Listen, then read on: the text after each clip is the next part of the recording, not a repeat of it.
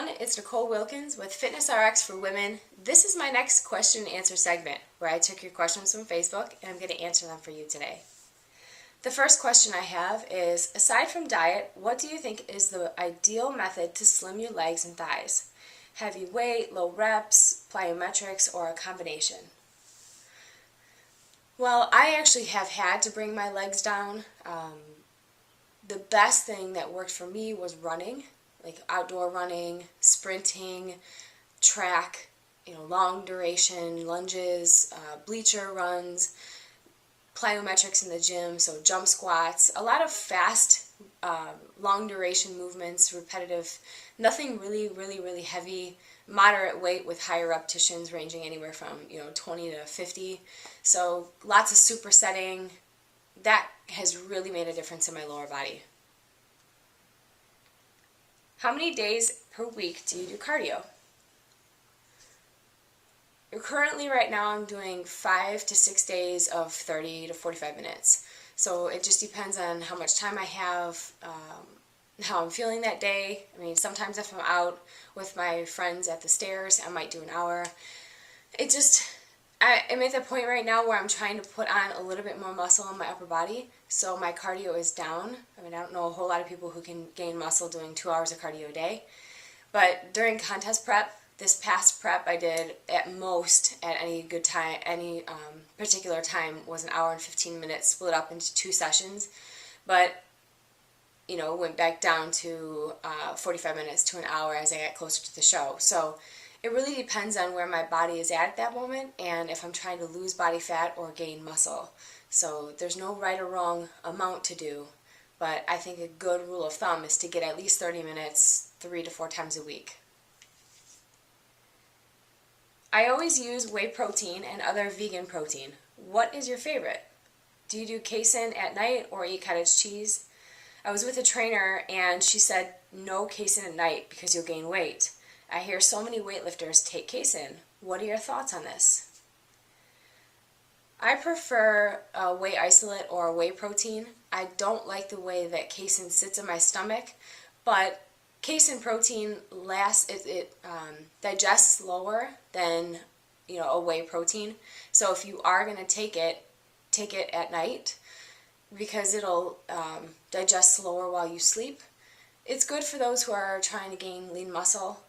But another option you could do if you don't like the way that makes you feel, kind of like me, is to take a whey protein shake and add maybe a tablespoon of peanut butter or a handful of almonds or an avocado, something like that, because the fats will help slow down the digestion of the protein. So there's nothing wrong with casein. You won't gain weight if you take it. It's the same amount of calories pretty much as whey protein per scoop, but it just is much thicker and kind of coats the inner lining of the stomach, so it digests a lot slower. How much do you curl? Well, I don't max out on biceps, but I do pick a weight that I can do about 10 to 15 repetitions, so that the last few reps I do, I'm struggling, and usually that's with about 20 to 25 pound dumbbells. But I think the most I ever curled for dumbbells was 35 pounds on each arm, but it's been a long time since I've tried to do the most I can, so I'll have to let you know. And the last question is, how do you balance fitness and leisure? This question includes both time management and diet. Many times, social gatherings take place during ideal workout times. Furthermore, most of these social occasions revolve around food and drink. How do you participate and remain disciplined at the same time without alienating your peers? This is a really great question.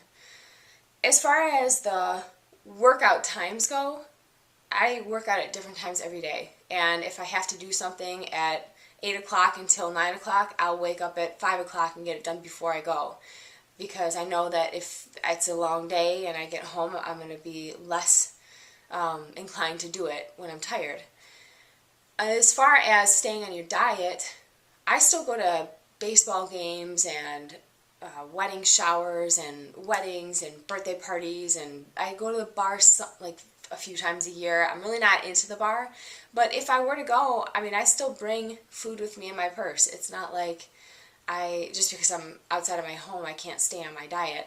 I do go out to eat still, but I'm extremely specific about what I'm ordering to the waitress. And I honestly, you have to forget about what everyone else thinks, because this is your body. It's personal preference. If someone wants to order something unhealthy, that's what they chose to do. And if you don't want to order that, it's not that, it's no one's issue but yours. So that's something that's really hard to get over, and that takes time. But I've gotten to the point now, after over 10 years, that my family aren't surprised when I say, no, I don't want that, or my friends aren't surprised when I'm not drinking. I'll still go out with them, but instead of having alcohol, I'll have water with lemon or an occasional Diet Coke, just to prevent anyone from asking me why I'm not drinking. Or you could just say, hey, I'm going to be the driver tonight. I'm not drinking. I just don't feel like it. So you have to stick up for yourself. It's all in how serious you are about your goals. And, sometimes it's okay to have those things, but if it's going to prevent you from reaching the body that you want, then you have to make that decision at that point. So that's all I have for today. Keep asking your questions on Facebook. Until next time, keep living the fit life, and I'll see you guys soon.